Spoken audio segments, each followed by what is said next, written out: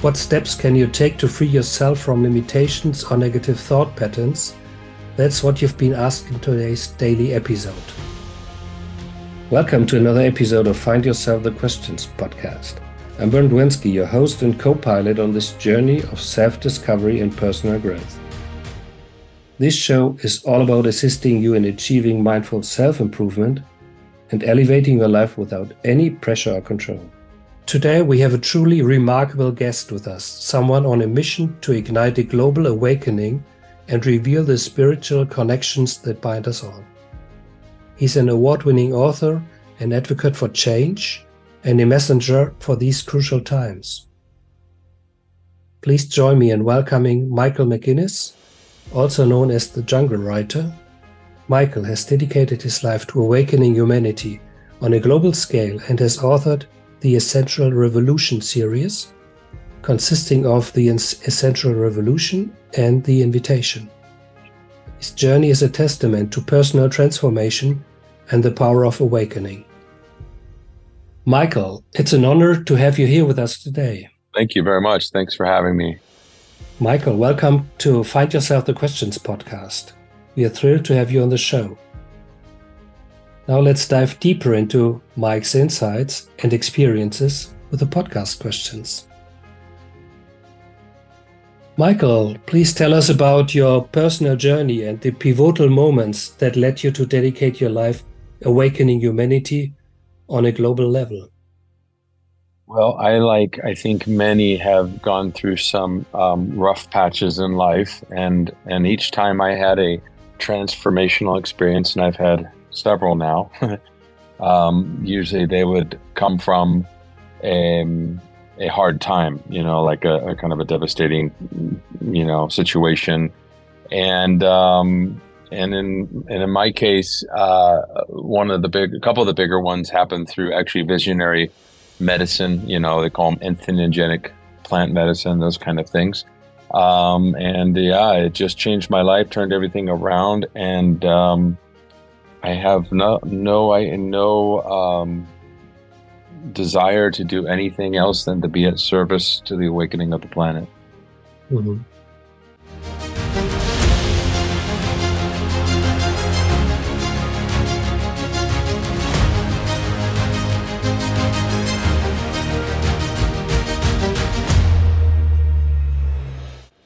The Essential Revolution series is at the heart of your work. Could you share with us and the audience what inspired you to write these transformative tales and what key messages you aim to convey through them? So the books are what we call allegorical fiction, along the lines with Celestine Prophecies, The Alchemist, books like that. To be honest, I never thought about writing anything before in my life. It just happened. There was literally like a voice that says, you're going to write a story about this. And it's about a piece of technology that ends up being something that helps people instead of hurts, and kind of gets us out of the situation we're in. But the people who bring about this technology, the way they meet and everything is kind of interesting, in prison and all this stuff happens. And, like I said, it was almost downloaded into me. It was downloaded, and then when I sit down to write, it just flows through me. It's very little effort involved for some reason. I'm definitely channeling these things somehow. Yeah, so you were lucky to, get into this idea and plug into these stories that you write, correct? Yeah, it was almost like they were just dropped in the top of my head, almost walking down the street one day. It's crazy. Mm-hmm. And then I thought to myself, hey, I don't know how to write. I've never written anything. And the thing that's interesting is my parents are both writers. My dad's a novelist. So and maybe there's something to that, but I was never a reader of books. I just, I would listen to books sometimes, but I ended up starting to write it. Some people looked at it and they're like, wow, this works. And I kind of didn't believe them, but then I did. And the rest is history, so to speak. Yeah. So your writing comes from a spiritual connection. Absolutely, 110%. And in your work, you mentioned the importance of recognizing and revealing our spiritual connection. Could you elaborate on what this means and why it's vital to the world's current state? Yeah. Well, I would say that if we look at this, like, because I mean, one of the big questions I would say that people would ask is why? Why did we come to planet Earth? Why is everything happening? Why do these things happen to me? Why, we could ask the whys all the time. And what if we were just to say and to choose that we know that it's some kind of in a sense, a game. And the game is to come to planet Earth from somewhere very spectacular, wherever we came from. And when we incarnate, let's say that we are coming from that place of perfection, but we forgot everything.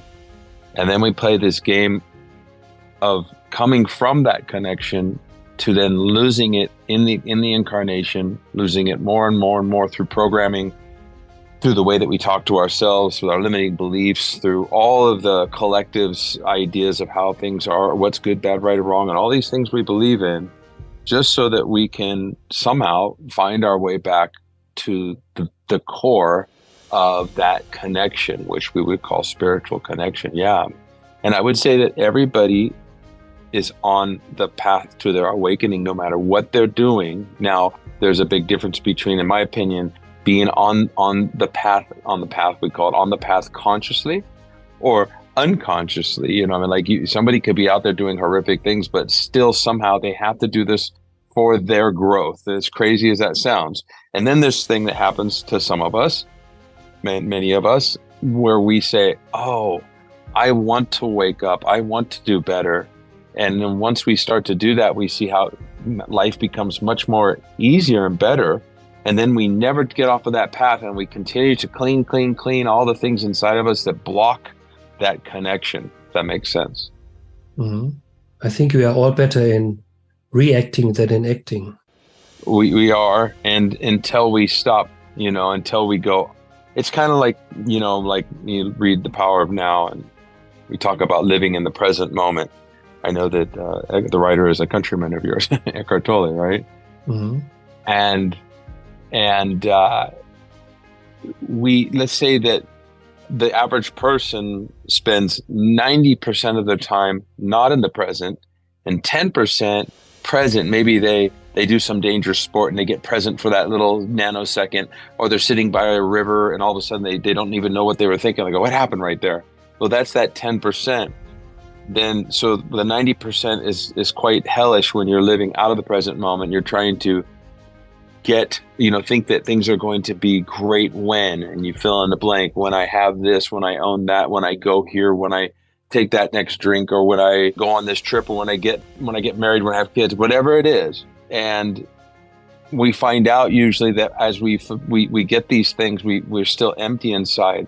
So my invitation for people to get to this place where you become 90% present and 10% not present, because you'll find that it's easier to be present than anything else. You don't want anymore.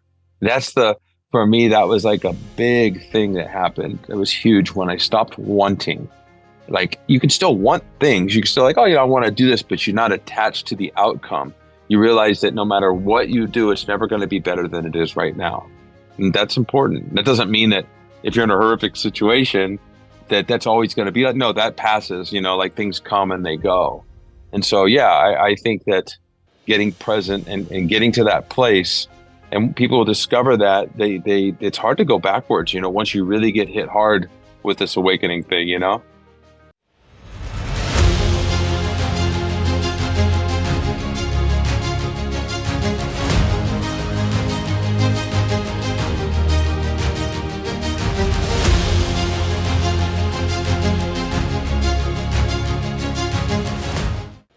Isn't that we are mostly feeding our egos? Yes. Do you agree? Yes, I think that the ego was installed in us for the creator so that we could avoid the dinosaurs or saber-toothed lions or whatever. And then we never got the memo that those things are gone, and the ego stays in us as a protection mechanism. But I would say that I'm going to call it the darkness, or the shadow part of this experience we're having, has hijacked the ego in a large way. So many of us are living sort of a hijacked existence through our egos that are unhealthy. I've never seen anybody talk about trying to get rid of the ego that's worth their weight in salt. Like Jesus never talked about it. Buddha never talked about it. What we try to obtain is to have a healthy ego that we are in control of. Mm-hmm. That we say when it's time to act, or let's say it does act out unfavorably, but we immediately course correct and say we apologize to whoever it is maybe that we affected.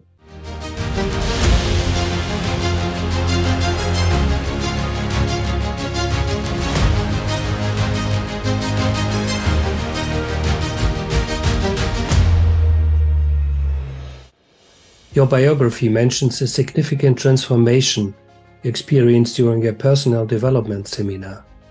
How did this event impact your life and your perspective on awakening?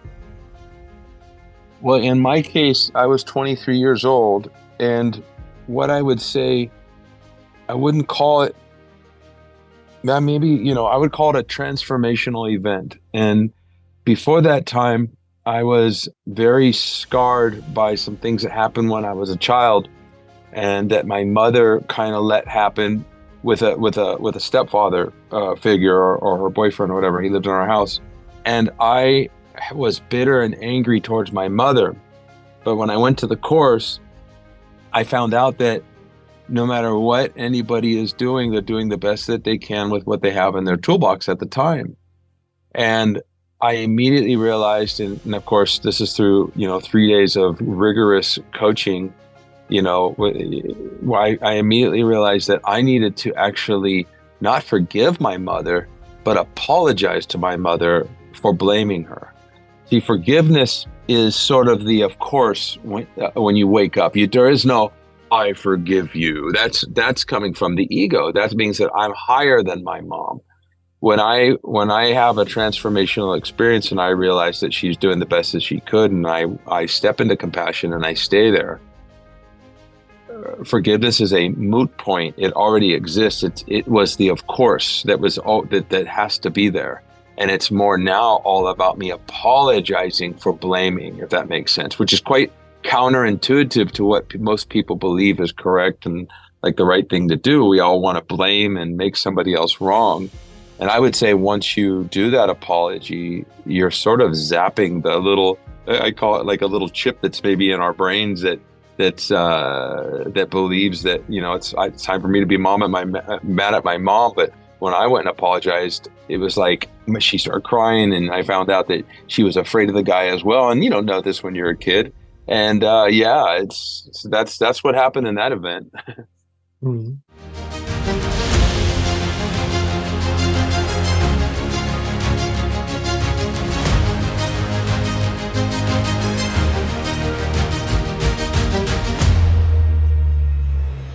Let's more talk about life. So you had diverse life experiences, from being a wave surfer to a quarter-mile race car driver. How have these experiences influenced your approach to awakening and writing the Essential Revolution series? Well, I've had a very wild ride in my life, like really very intense. People say I'm a very intense person. My life has been intense. I was kind of a sheriff down in this little town here in Costa Rica that I helped develop. I would say I pretty much developed a lot of the tourism anyways from way back. I did a lot of adrenaline things like big wave surfing, barrel riding, the big waves, and racing the cars. A lot of that is to probably escape the mind activity in a lot of ways. How did it help me? Well, the weird thing was the letting go of those things. As you get older, you can't surf 20-foot waves anymore. I'm 57 years old, and I gave that up about 4 years ago. I want to go back out, but I just, your body just can't handle the type of force that we're talking about. Actually, the letting go of those things probably helped me more than having the experiences. So then I was able to realize that I was identified maybe with being this guy who surfs big waves or who gets a lot of girls when that went away. And I was able to say, okay, that was a part of my doing process. what is it that how do I want to show up in the world now? And I really realized that it's stepping away from maybe so much of the doing and the being and the obtaining, and now more of the giving is what feels better. Like to write these stories and to coach and to help. That just feels better. It feels more aligned with thy will rather than my will, if that makes sense. I think letting go things is essential for our lives. I agree, because it's all going away anyways, right? Even the body, everything's going to deteriorate and disappear and burn. Everything on planet Earth is going away, and so being able to let go and not be in resistance to what is and what will come is a big key to end suffering. Like I have to face myself aging, and it's like a weird thing for me because I've always ran hard, and I'm realizing now, whoa, I gotta slow it down. And it's just something that I have to let go of and do, Yes, sure. I'm in the same situation. Yeah.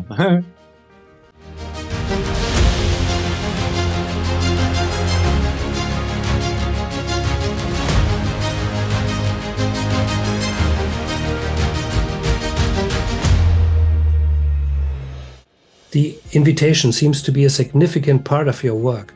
Can you provide some insights into the book and how it fits into your mission for global awakening? So yeah, the book is a series, 3 parts. The first one's The Essential Revolution, and that's the name of the series. And then book 2 is The Invitation, and book 3 will be called The Summoning. So when we say The Essential Revolution, we obviously mean this is a revolution, a spiritual revolution that must happen in order for us to heal the ills of this world. Otherwise, they will not be healed. We will continue to spiral downward. I have absolutely no doubt about that. And I'm talking about some kind of a global kaboom awakening. And I don't even know what it looks like. Of course, my guys are trying to make that happen in the book. And it's quite fascinating for me to watch, because literally I sit down in front of the computer to write, and it just comes through me. So I'm watching a movie. It's really cool. The invitation, the reason for the name was that if we were to ask, why is all this happening right now in the world?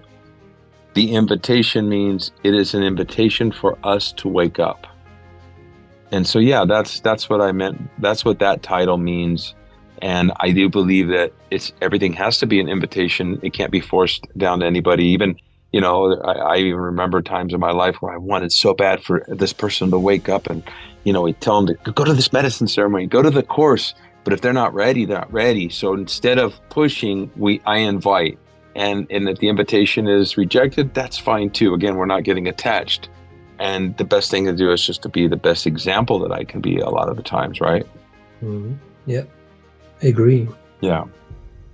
Your bio also mentions a transformational, heart-expanding experience.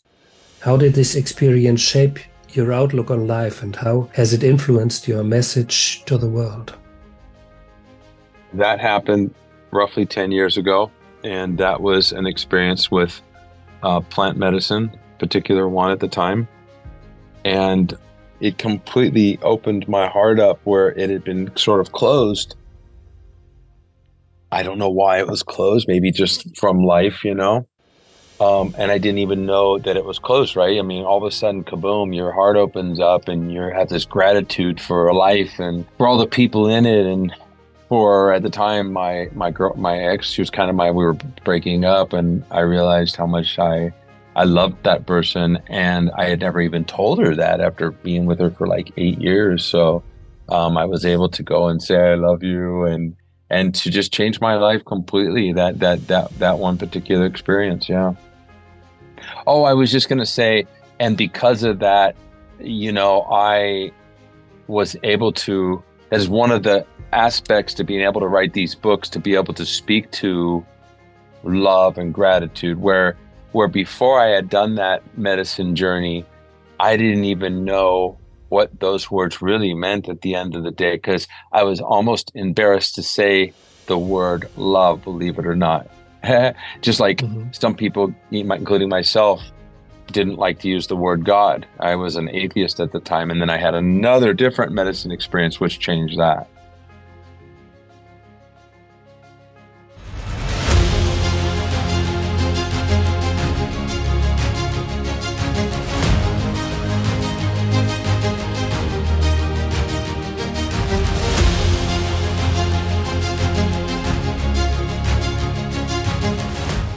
You're currently involved in projects like reforestation-backed cryptocoin and building a conscious community.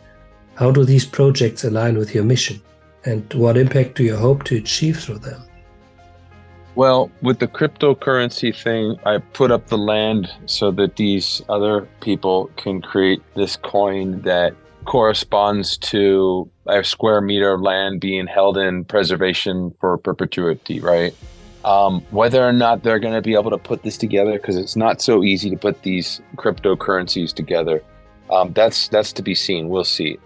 What's probably more close to my heart and more important is the building of the community. I'm building a food sovereignty type of program with spaces for people to come and live, and that's I think that as the world continues to shift in the way that it's shifting, if it continues to go downward, which it feels like it will, I think being a little closer together in a community and having your own food source is pretty important. It feels that way. So you're mostly working with people and forming the community, then being anybody looking for technical details like how to install the crypto and make it safe. The other people working on the crypto, I'm not sure if that's going to happen or not, and I'm more hands-on with the community thing, with the doing the food, and we have fish ponds, huge fish ponds, and sheep, and all kinds of food planted in the ground that are producing. So I'm more involved in that. Great. Yeah. In a world that often feels divided and disconnected, as mentioned in one of the quotes on your website, what do you believe is the first step toward achieving unity and creating a positive ripple effect in our interconnected world? You know, the first step for me in everything that I write and talk about is the dissolving of the victimhood mindset. That's for me number one. And so many of us, and I would say most of us, come into the world and then something happens, and then we make a story out of it, and it becomes a big part of our life, and we become disconnected to those who are involved. And then we even, in a lot of cases, start to become disconnected for people who, for whatever reason, trigger certain things in us from that event. So for me, it's finding out what it is that is your complaint in life, in your story, and then healing that, having compassion, and we start there. If we can start there and you clean up that, it's going to be a lot easier to, like right now, the world it seems that creating this division and unity amongst groups is becoming very, very popular, and it's happening more and more. If you clean up your own act first, your own mind, the way you speak to yourself in your head, then when the moment comes and you're looking at another, you realize, wow, I am somehow connected to that person no matter what. And when you know that, then that will bring unity back. And see, right now, the reason why we're in the situation we're in is because of the disunity and the lack of connection to not just ourselves, which again is why I really think people need to start to really connect with themselves, to find out how to love themselves, find out why they don't, find out why they're angry, fix that, clean that up, and then you're gonna be a brighter light in the world that are gonna, and that's sort of what ends up healing things. As crazy as it sounds, it has to start there, and therefore it goes the ripple effect. I resonate with the message you're sharing with the world.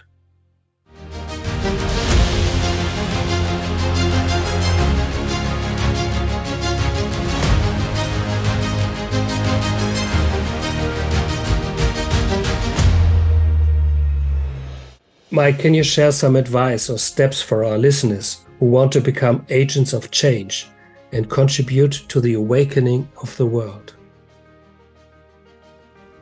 Take responsibility for everything in your life, including what happened. Now, I don't mean that somebody didn't do something, therefore you're not responsible for that. I get that.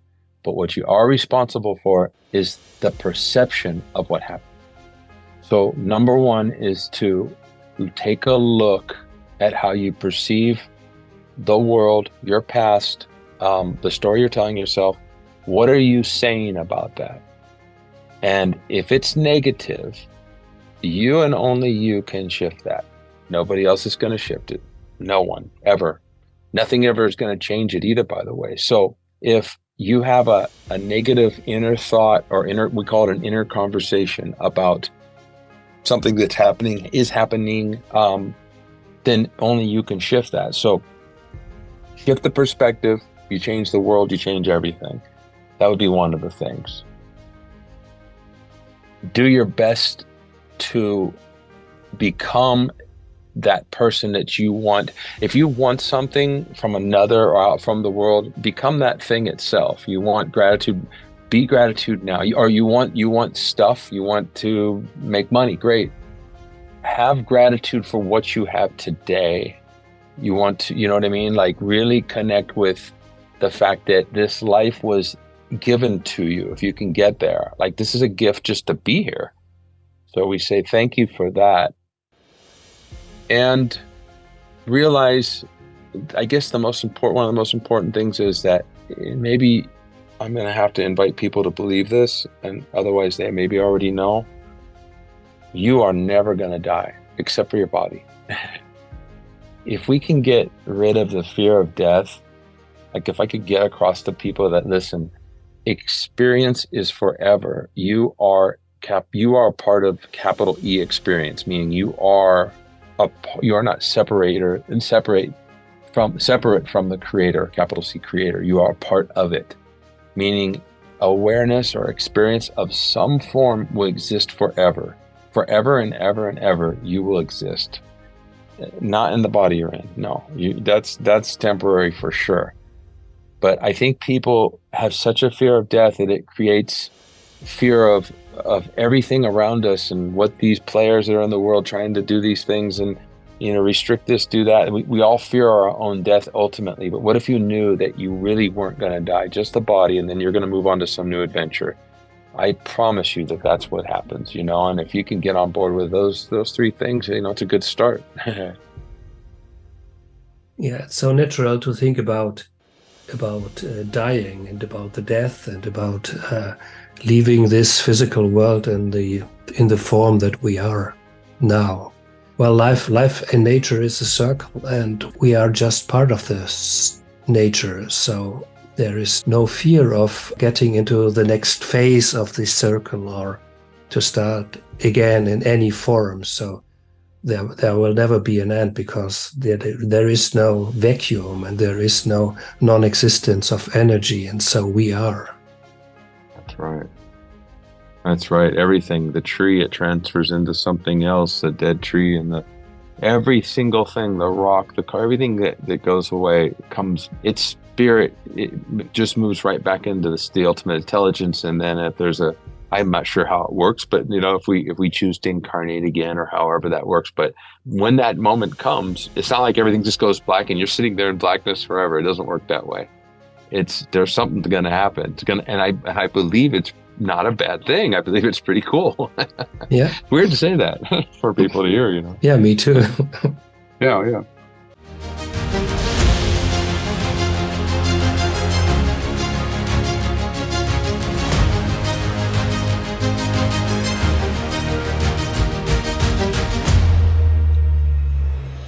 Thank you, Michael, for being here with us today. Your journey and mission are inspiring, and I'm sure our listeners will gain valuable insights from this conversation. Thank you for having me. I really appreciate it. Thank you, Mike, for joining us on this podcast episode. Your insightful contributions and captivating storytelling have greatly enriched our conversation. We sincerely appreciate your wisdom and the impact it has on making this podcast even more exceptional. To show our appreciation, we would like to include a link to your book in the show notes. And Mike, thank you once again for your valuable participation.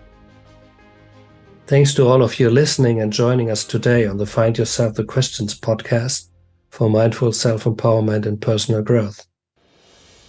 I hope this episode inspired you to ask questions and discover yourself. Join us tomorrow for more insight questions and next month for inspirational discussions on your path to personal growth and happiness. Maybe you're just a question away from your best year.